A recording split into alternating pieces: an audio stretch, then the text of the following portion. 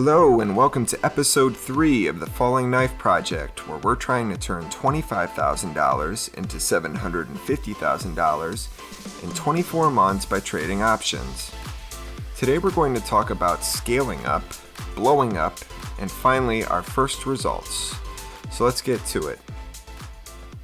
So we're starting this project with $25,000 and we'll scale up using what I call step-based scaling.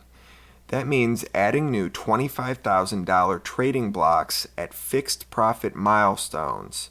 In other words, every time we hit a milestone, I add another $25,000 block that trades at the same level of risk as the original $25,000. Each step of scaling is just a repeat of the initial unit or lot-based sizing. Early milestones or steps are closer together to compound quickly, and later steps are wider so that we're reducing risk over time. So the profit milestones will be $40,000, $60,000. You can see that schedule on the screen right now. So for example, when our account value hits $65,000, we will add another bet size equivalent to the initial $25,000. When it hits $125,000, we'll do the same thing again.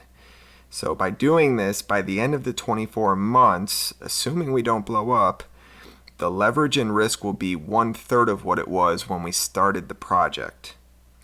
Speaking of blowing up, let's show you how to use ChatGPT to run a Monte Carlo simulation to quantify our risk. What is a Monte Carlo simulation? Well, it basically models thousands of scenarios based on provided data to give you the distribution of odds of something happening or not happening. In this case, we want to know our risk of ruin. Let's break down how we do this. So first we need to tell ChatGPT we want to run a Monte Carlo simulation to assess the risk of blowing up a trading account or a portfolio.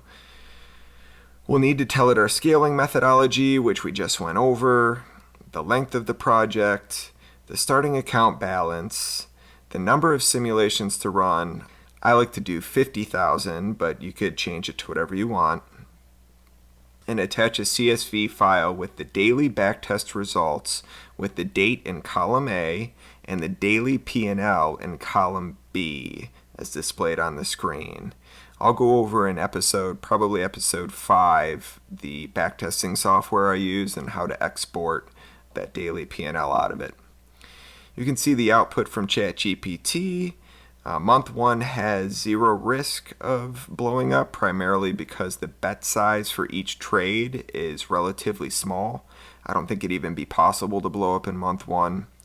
Month 2 has the highest odds of blowing up, and then you can see the odds of blowing up get lower over time because we reduce our leverage through that step-based scaling we talked about earlier. According to ChatGPT, the cumulative risk of blowing up over the course of the 24 months is 1 in 2,700. I've been trading long enough to know that this assumption is way too low. So we're assuming that there's no change in market regime and that none of the trades are overfit. So I've seen plenty of portfolios that have backtested over long periods of time that look perfect and they end up going straight down. Here's an example.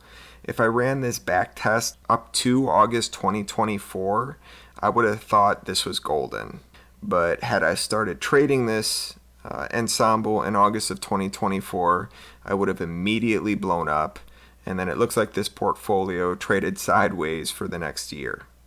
So I estimate the real odds of blowing up based on personal feel are probably around 20% or so. But that's enough theory for today. Let's see if we made money.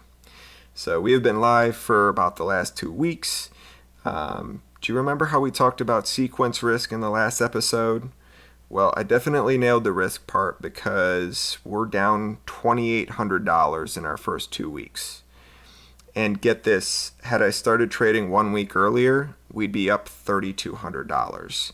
So timing is everything. Got a little bit unlucky, but no pressure, no diamonds, so we trudge ahead.